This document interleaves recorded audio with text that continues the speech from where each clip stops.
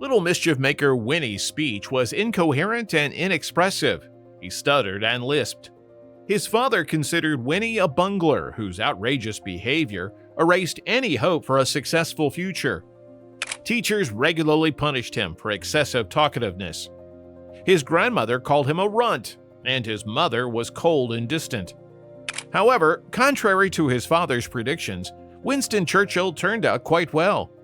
He became a renowned politician, and his speeches are examples of the highest oratorical mastery. His books and publications garnered him considerable fortune and acclaim, including the Nobel Prize. His quotes appear in almost every collection of quotations. He lived 90 years and remains the greatest Briton in history. But how did he manage to gain worldwide recognition? In this video, we will tell you about the path of blood, sweat, and tears along which little Winston traveled. It is generally believed that Winston Churchill was born 2 months prematurely, on November 30th, 1874, at Blenheim Palace in the ancestral estate of the Dukes of Marlborough, a branch of the Spencer family near Woodstock, Oxfordshire. Churchill grew up in an Anglo-American family. His father, Lord Randolph Henry Spencer Churchill, was a well-known politician and a member of the House of Commons for the Conservative Party. It was recently discovered that Churchill, Princess Diana of Wales, and American President George Bush are distant relatives. Churchill's mother, Lady Randolph Churchill, née Jenny Jerome, was the daughter of a wealthy American financier. In addition, she was a distant relative of the then yet-to-be-born Franklin Roosevelt. The story is that Winston was born on a pile of coats in the ladies' cloakroom, where his mother had barely managed to run from the ballroom.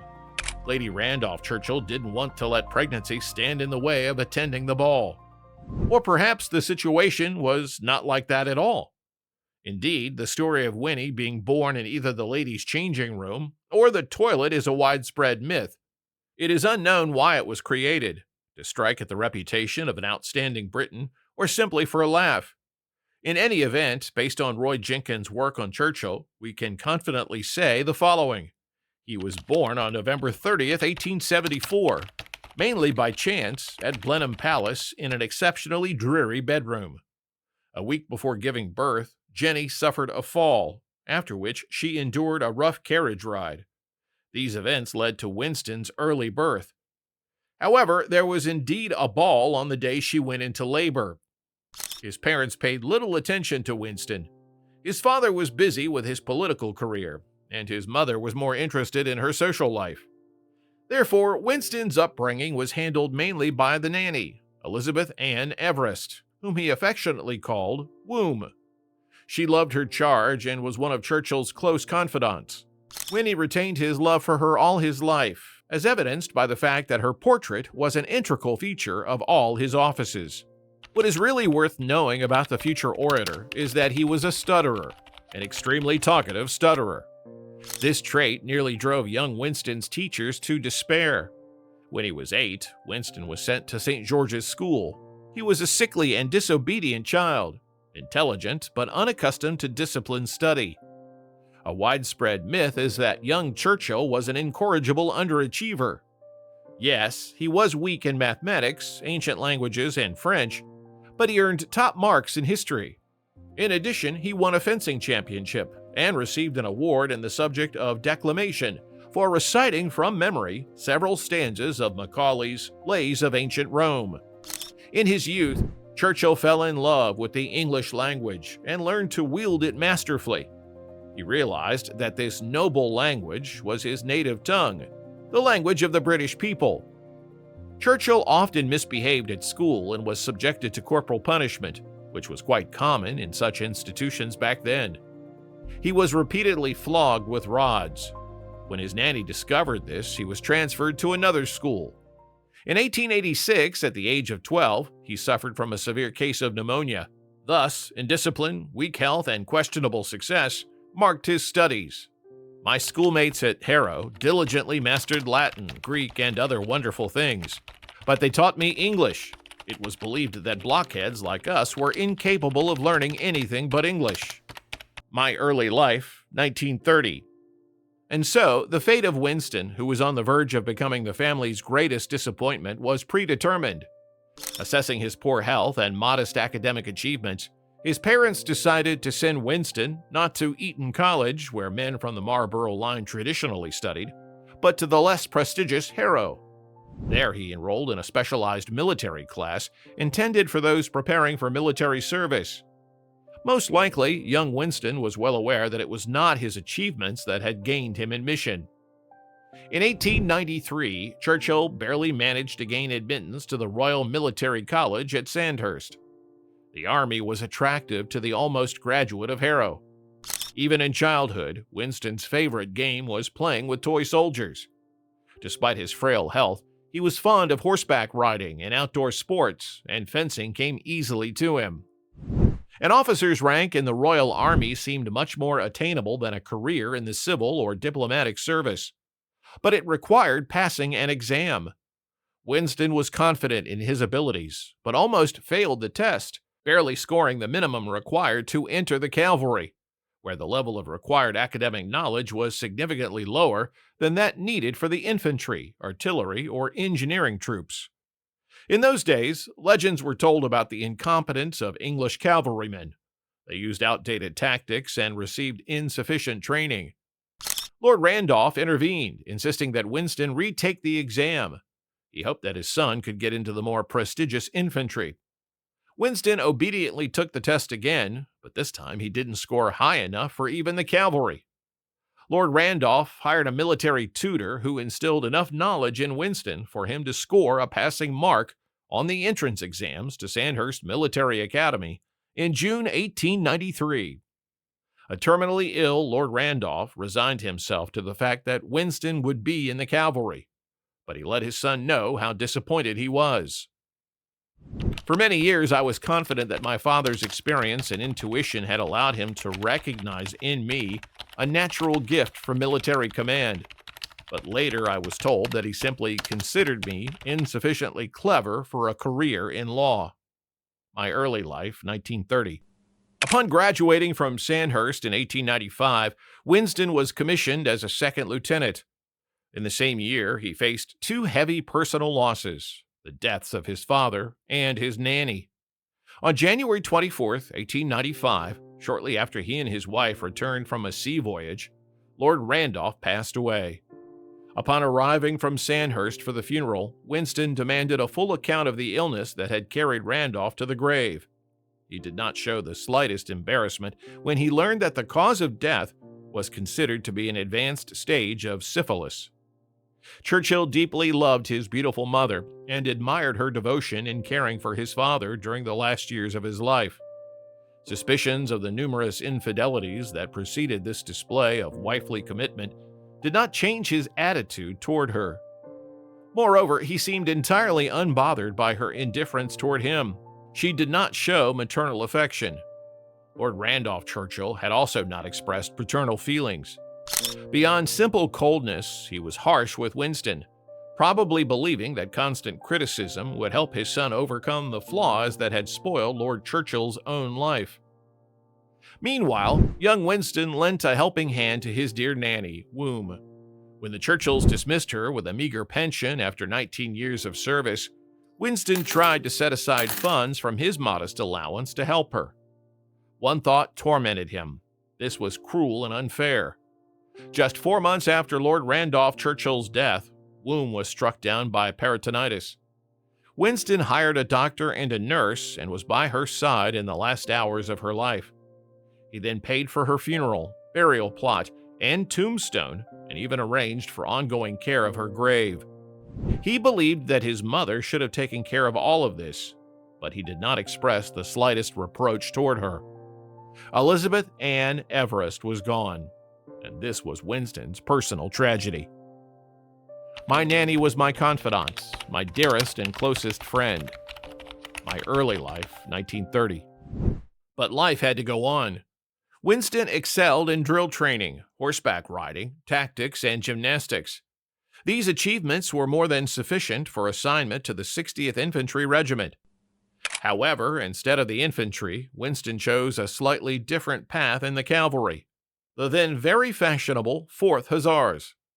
Yet Churchill realized that a military career was not to his liking. Quite unexpectedly, he discovered in himself an irresistible urge to pursue the field of journalism. Churchill's decision to go to Cuba was not made on impulse. It was an opportunity to not only secure rapid promotion, but also make a living. Moreover, in this way, he could attract public attention in light of the upcoming parliamentary election. And he didn't just pack up and go. Churchill acted as he always would in the future whenever he wanted something. He used his eloquence. Churchill needed permission to travel to Cuba. He approached the right people, convinced his mother to ask for help from the British ambassador, and obtained letters of recommendation and formal permission from the Chief of the General Staff. Then, the head of military intelligence gave him instructions for gathering intelligence data. By the end of November 1895, Churchill had been accredited with the Spanish forces fighting against the Cuban insurgents. Churchill's notes about the uprising and its suppression were a great success, and the Spanish government awarded him the Red Cross Medal. This trip to the island gave him not only awards, but also a small detail that soon became his trademark. In Cuba, he became addicted to cigars, as well as to the afternoon nap, the siesta. "I always carried Cuba on my lips," Churchill later said. From this moment on, Churchill became a war correspondent, covering conflicts in various corners of the empire.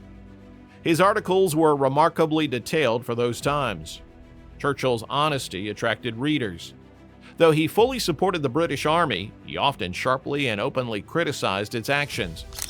In particular, when describing the suppression of the Mahdist uprising in Sudan, Churchill condemned General Kitchener for the brutal treatment of prisoners and the wounded, as well as for disrespecting local traditions.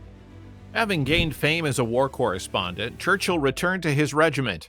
In the spring of 1897, while on leave, he learned about military actions in the northwestern provinces of India. Churchill immediately sent a telegram to General Sir Bindon Blood, who was commanding a punitive expedition against rebels in Malakand, a region now part of Pakistan, and asked to be accepted into the active army. This action spoke of the young general's impulsiveness. So did the fact that Churchill didn't even wait for a response. He did what he always did. He rushed ahead. Churchill boarded the first available ship bound for Bombay, now Mumbai. Upon arriving, he found Blood's reply telegram, which began with the words, "No vacancies." However, it continued, "Come as a correspondent, I'll try to find a place for you, BB." Thus, Churchill joined the expeditionary force in Malakand. During the expedition, he sent daily reports to the Indian newspaper, the Pioneer of Allahabad, and thanks to his mother's connections, published articles in London's Daily Telegraph. If only he had just written, but things would not remain pleasant and safe. On September 16, 1897, Churchill's brigade came under attack by Pashtuns and suffered heavy losses. Churchill, along with 4 officers and 80 Sikhs, found themselves cut off from the main column. The officers' weapons were limited to personal pistols, but Churchill took a rifle from a wounded Sikh and opened fire on the Pashtuns, trying to hold back their numerical superiority. However, the Sikhs began to retreat, and soon Churchill was forced to leave the battlefield on his gray horse, though he noted that he stayed until the last. Having survived an intense enemy assault, being the only survivor, and barely escaping from the battlefield, he should have settled down in a nice British apartment with a Cuban cigar in his mouth. However, the resounding success compelled him to move forward. The book, The Story of the Malakand Field Force, in which Churchill described his experiences as part of the punitive expedition, became a sensation. This spurred his desire to reach the next hotspot, the border between Egypt and Sudan. His requests to be sent to North Africa to join General Kitchener were ignored, as senior officers were displeased with the audacity he displayed in the book. However, Prime Minister Salisbury, impressed by the story of the Malakand Field Force, invited Churchill to Downing Street and asked how he could assist.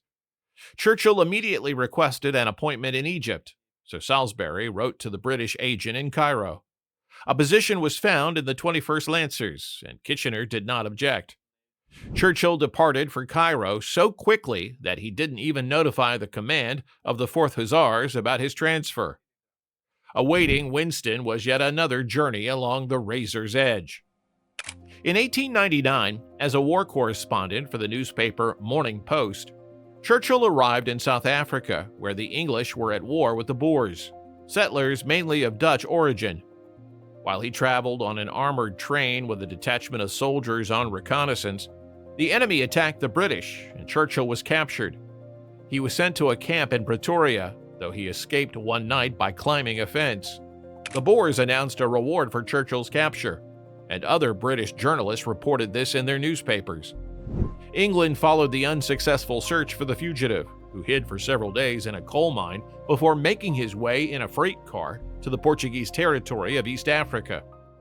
In the summer of 1900, the correspondent returned home, where he was received as a hero.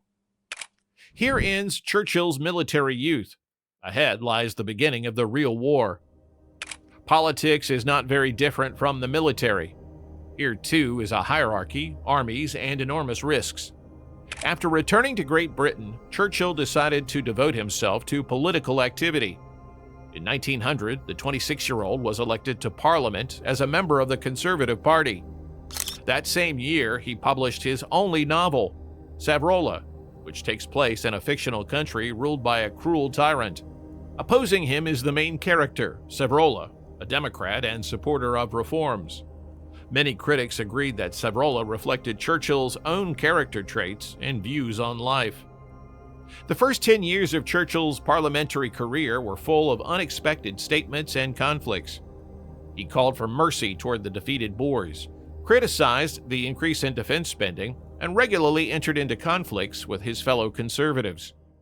In 1904, Churchill opposed the introduction of tariffs on imported grain and joined the Liberal Party, from which he was re-elected to the House of Commons in 1906. That same year, Churchill was appointed Deputy Minister of the Colonies. In 1908, he headed the Ministry of Trade. As a supporter of social reforms, Churchill initiated the introduction of a law on minimum wage and working hours, which in 1908 became the first such law in British history. In 1905, Churchill took the post of Deputy Minister for Colonial Affairs. In 1908, he became Minister of Trade, and in 1910, he became Minister of the Interior.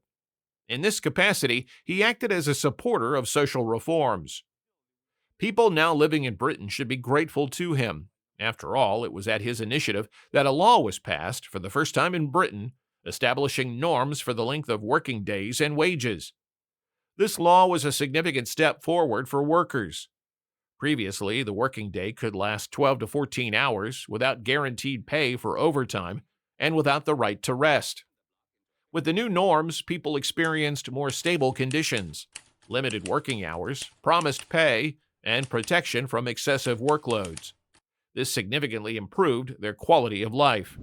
Having taken care of the people, Churchill attended to his personal life. In 1908, he married Clementine Hosier. Subsequently, they had 5 children. Jokingly, Churchill liked to say that the most outstanding achievement in his life was not his political career, but the fact that he managed to persuade his future wife to marry him. The young champion of justice, the humanist, the progressive politician of the future, Churchill would eventually contradict all these characteristics. Why is it customary to consider Churchill a man with a double bottom? The country was experiencing mass social demonstrations by workers. Suffragettes were demanding rights for women. The new minister began suppressing protests in a way that even the most zealous conservatives considered cruel. One suffragette named Teresa Garnett struck Churchill on the head with a whip, accompanying her attack with the shout, "Take that, you beastly bulldog!" That's from all the insulted women of England. Upon taking the post of Minister of the Interior in 1910, Churchill received the logical nickname, Her Majesty's Bulldog. But Teresa did not go unpunished. Under Churchill, British police treated suffragettes with the same harshness applied to hardened criminals. Churchill suppressed workers' social discontent even more cunningly. For example, in 1911, during a strike of dock workers and sailors in Liverpool, He sent in armed naval infantry to disperse the protesters. Churchill planned to deploy 50,000 troops. When David Lloyd George managed to quell the tensions through negotiations, Churchill told him, "I learned of this with great regret. It would have been better to continue and give them a good thrashing." Churchill's friend, Charles Masterman, wrote about him in those days. "Winston is in a very excited state of mind. He's inclined to settle matters with a volley of grape shot, insanely enjoying plotting troop movements on the map, issuing frenzied bulletins, and thirsting for blood." This thirst for blood, sometimes masked and sometimes quite frank, would remain with Churchill throughout his political career. From 1911 to 1916, he held the position of First Lord of the Admiralty. During World War I, Churchill participated in the defense and evacuation of Antwerp. He was also one of the active organizers of the Dardanelles campaign in 1915 and 1916, the failure of which led to his resignation. Minister Herbert Asquith did not want to remove Churchill from the government. He decided that the young politician would be more useful in the position of First Lord of the Admiralty. In this capacity, Churchill actively engaged in the modernization and reform of the Navy before the start of the war. However, during World War I, his actions were ambiguous. In October 1914, Churchill went to the front and personally directed the defense of Antwerp, despite skepticism from Belgian authorities and commanders. The city fell after 5 days, resulting in significant losses for the Allies. The Dardanelles campaign, initiated in 1915 at Churchill's suggestion, also ended in failure.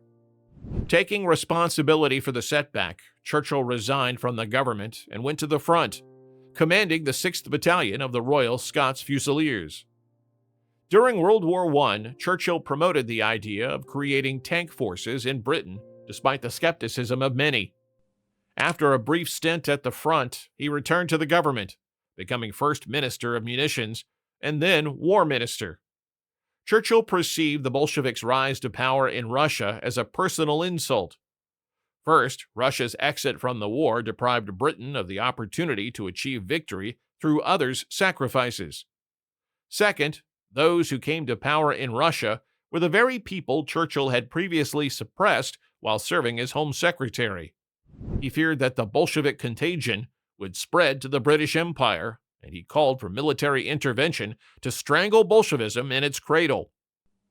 However, his plans did not find support in the government. 2 decades later, Churchill had to build a coalition with the Bolsheviks. Churchill once again fell out with his party colleagues, and in 1931 he found himself outside the government, effectively in political isolation. He led a small group of opposition members of the Conservative Party. Parliament referred to it as the Churchill Group. For the next 9 years, Churchill devoted himself to literature and journalism. Many thought his political career had come to an end, but the main work of his life was still ahead. Churchill was one of the few British politicians who categorically opposed the policy of appeasement toward Hitler. After the Munich Agreement of 1938, he told Prime Minister Chamberlain in the House of Commons, "You were given the choice between war and dishonor. You chose dishonor, and you will have war." These words were prophetic. Churchill's speech on October 5, 1938, in the House of Commons sharply criticized the Munich Agreement. This contrasted with the praises directed at Chamberlain. Churchill stated that France and Britain could have prevented German aggression by uniting with Russia. He saw the true aim of Munich as the expulsion of Russia from European politics and the strengthening of Germany. Thus, Churchill acted as a responsible politician who foresaw the dangerous consequences of the agreement, although his warnings were unsupported at the time. With the onset of World War II, Churchill once again became the First Lord of the Admiralty. On May 10, 1940, he was appointed Prime Minister of the United Kingdom. In his first speech in this position, he declared, "I have nothing to offer the British but blood, toil, tears, and sweat." Churchill was an ideal wartime leader. His energy, oratorical talent, and determination helped mobilize Great Britain for a difficult struggle with heavy casualties. Much has been written about Churchill's role in the anti-Hitler coalition. The British Prime Minister was an outstanding pragmatist. He temporarily set aside his hostile attitude toward Bolshevism when it became necessary for Soviet soldiers to sacrifice their lives to lessen the military threat to Britain. For 3 years, Churchill skillfully avoided opening a second front in Europe, preferring to focus on preserving the colonies and waiting for the outcome of battles on the Eastern Front. An Allied landing in Normandy in 1942 or 1943 could have saved the lives of millions of Soviet soldiers and civilians. But the pragmatic Churchill preferred that it was not Englishmen who died, but Russians. This bloodthirstiness once again manifested itself, plunging his associates into shock. If the fate of defeated Germany had been determined solely by Churchill, its lot would have been truly terrifying. The British Prime Minister, who ordered the bombing of German cities in 1945, contemplated the destruction of Germany as a state. He wanted to divide it into dozens of small entities, returning German lands to the state preceding the creation of the German Empire. However, Churchill's grand plans were not realized thanks to Roosevelt and Stalin, who restrained their ardent ally. The post-war period demanded changes for which Winston was not prepared. In May 1945, the 71-year-old Churchill, surrounded by the glory of a victor, unexpectedly suffered defeat in the parliamentary elections. He did not understand that the country, which had accepted his tough leadership during the war years, now wanted a clean program for economic recovery and a return to a peaceful life. Churchill's speeches, which once inspired, now caused anxiety. During the election campaign, he shocked the country by stating that the Labour Party, upon coming to power, will act like the Gestapo. Even his fellow party members did not support such a sharp statement. Thus, Churchill withdrew from the political race, though not completely. Ahead lay the problem of the hammer and sickle. At that time, people did not know what we know today. In 1945, Churchill instructed the military to develop Operation Unthinkable, a plan for war against the Soviet Union that was supposed to begin in June. The British Joint Chiefs of Staff concluded the numerical superiority of the Russians on land makes the possibility of achieving a limited and swift military success extremely doubtful. The lack of guaranteed success in a military operation against the USSR forced these plans to be temporarily shelved. Instead, the focus shifted to political measures of pressure. Churchill was not satisfied with this state of affairs. To him, it was necessary to cement the image of the USSR as a dangerous enemy more serious than Nazism. Thanks to his eloquence, Churchill acquired a strong ally. On medical advice, Churchill spent the winter of 1945-1946 in the United States, where he interacted frequently with President Truman. In December 1945, Westminster College in Fulton invited him to give a lecture. Churchill agreed, but put forward a bold condition. Truman had to be present. Aiming to return to high-level politics, Churchill prepared a speech that he shared with Truman on the way to Fulton. Truman praised the speech, noting that it would cause a stir, but lead to positive results. Truman regarded it as advantageous for Churchill to proclaim the need for a struggle against the USSR, while he, Truman, distanced himself from Churchill's words, as Churchill was speaking as a private individual. A new ideology of the free world versus tyranny was brewing, and it boded nothing but good, or at the very least, nothing safe. Churchill's speech to 1,500 listeners lasted only 15 minutes and 33 seconds, yet it divided the world into before and after. Behind was the joint struggle against fascism. Ahead lay an exhausting race of systems that frequently brought the world to the brink of nuclear apocalypse. In the first part of his speech, Churchill acknowledged the leadership of the United States. The United States stands at the pinnacle of world power. As a junior partner, Churchill identified the threats facing the countries of the free world, led by the United States, namely war and tyranny. Churchill believed that only the United States and the countries of freedom should possess the secret of atomic weapons, as such a state of affairs would guarantee peace. Churchill then outlined precisely what evil the free world had to combat. We cannot close our eyes to the fact that the freedoms enjoyed by citizens in the United States and the British Empire do not exist in a significant number of countries, some of which are very strong. In these countries, control over ordinary people is imposed from above through various kinds of police governments to such an extent that it contradicts all principles of democracy, Churchill declared.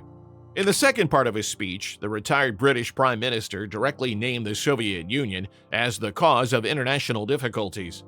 He said, "No one knows what Soviet Russia and its International Communist Organization intend to do in the near future, and whether there are any limits to their expansion. It would have been wise to stop at this point." But Winston continued to play with fire as only he could. To avoid the appearance that he had forgotten who had broken the back of fascism, Churchill paid tribute to his former ally. "I have great admiration and respect for the valiant Russian people and my wartime comrade, Marshal Stalin.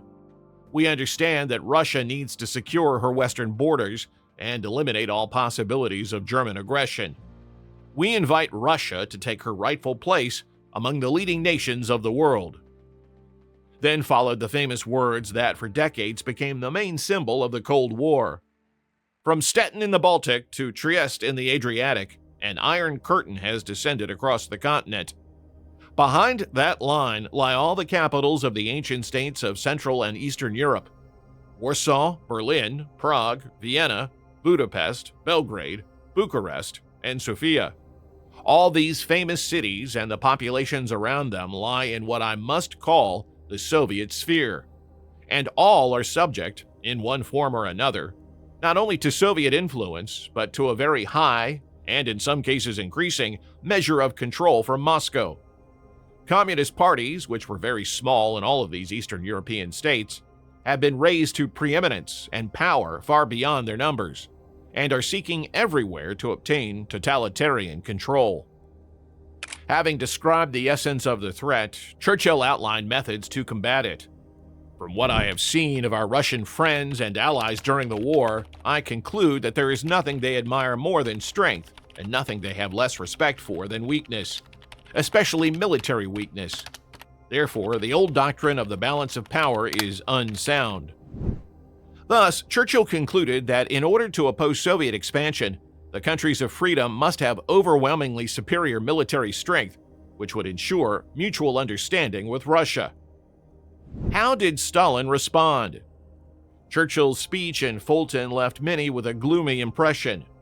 Despite all the courtesies and reservations, it was essentially a call to place military pressure on the country that had borne the main burden of the struggle against Hitler's Germany.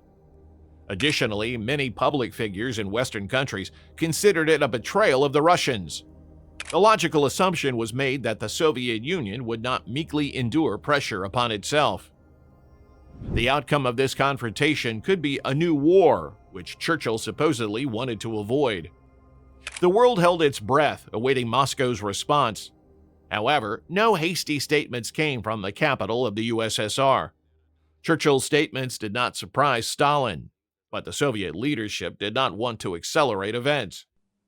The response came on March 14, 1946, in an interview Stalin gave to the newspaper Pravda. The Soviet leader advocated restraint and the preservation of stability, but did not bow to his former ally. Hitler began the task of unleashing war by proclaiming a racial theory, declaring that only people who speak German represent a full-fledged nation. Mr. Churchill is also starting the task of unleashing war with a racial theory, asserting that only nations that speak English are full-fledged nations, destined to decide the fate of the whole world. The German racial theory led by Hitler and his friends to the conclusion that Germans, as the only full-fledged nation, must dominate other nations. The English racial theory leads Mr. Churchill and his friends to the conclusion that nations speaking English, as the only full-fledged ones, must dominate the rest of the nations of the world. It was a hammer blow. Stalin's response was no less precise than Churchill's speech. The well-considered comparison of the Briton to Hitler left no doubt that the Soviet Union had picked up the gauntlet thrown at it, and would respond in kind to any attempt at coercion. The opposing sides tightened their ideological screws, initiating a fight against the corrupting influence of the enemy within their own ranks.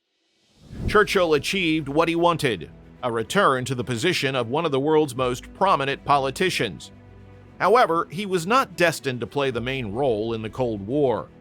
The generation of politicians who started this process left the stage just a few years later. The concept of the struggle of countries of freedom against tyranny, which Churchill had outlined in Fulton, was enduring. In 1951, riding the wave of the Cold War he had initiated, Churchill once again assumed the post of Prime Minister. However, this was not the same Churchill. He was now a gravely ill old man with progressive ailments. He had suffered several strokes, was partially paralyzed, and almost deaf, and had poor sight, but he refused to leave his post. In 1953, 79-year-old Churchill was awarded the title of Sir, thus becoming a member of the Order of the Garter. He also received the Nobel Prize in Literature, surpassing none other than Ernest Hemingway. The citation for the award stated, "For his mastery of historical and biographical description, as well as for brilliant oratory in defending exalted human values." Still, Churchill could not cling endlessly to the Prime Minister's chair. In 1955, he finally resigned. Biographers are reluctant to describe the last years of his life. Churchill's decline was slow and painful.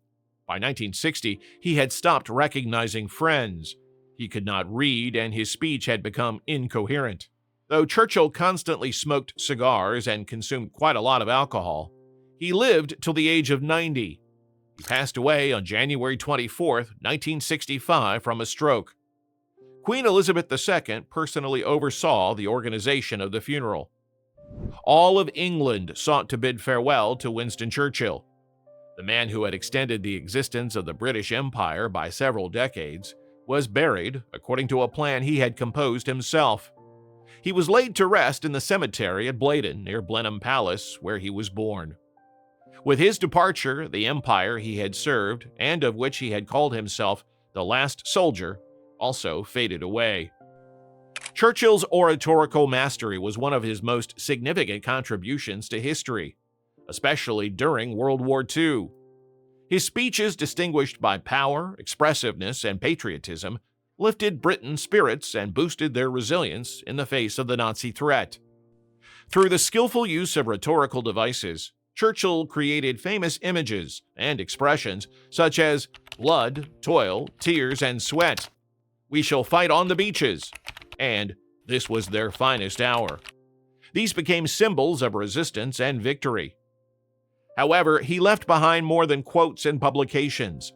From 1915 to 1962, Churchill had created more than 500 paintings, many of which were exhibited in various countries: the United Kingdom, the United States, Canada, Australia, and New Zealand. During his lifetime, Churchill was awarded the title of Honorary Member of the Royal Academy of Arts. He also published a theoretical work, Painting as a Pastime, in which he shared his experiences as an artist. Additionally, Churchill published several books on the history of Great Britain, recounting events of the 20th century, as well as one novel and an autobiography. In 1940, when Churchill took over, the United Kingdom was a weakened country on the brink of catastrophe. However, during his premiership, Britain not only turned the situation around, but also emerged from World War II as a key factor. Under Churchill's leadership, the Battle of Britain was won, thus averting the immediate threat of military defeat and occupation. Additionally, military political alliances were formed with the United States and the USSR, which strengthened Britain's ability to confront the Third Reich and its allies. However, there exists a diametrically opposite view of Winston Churchill's personality and political activities. For example, in his 2022 book, Winston Churchill, His Times, His Crimes, British Pakistani writer and left-wing public figure of the Trotskyist persuasion, Tariq Ali, called the former British Prime Minister an imperial servant and presented a series of accusations against him. Among them were catastrophic mistakes during World War I that cost thousands of human lives, a cruel struggle against Irish nationalists, the Bengal famine during World War II that took the lives of more than 3 million people, Operation Manna in Greece in 1944, and the ruthless suppression of the Mau Mau uprising in Kenya in the early 1950s. In any case, whatever assessments are made of Winston Churchill by his contemporaries or descendants, He was one of the most significant political leaders of the 20th century. Over 90 years of life, he served 6 monarchs, worked in almost all important government positions, appeared 8 times on the cover of Time magazine, and proved himself as a soldier, journalist, writer, historian, and artist.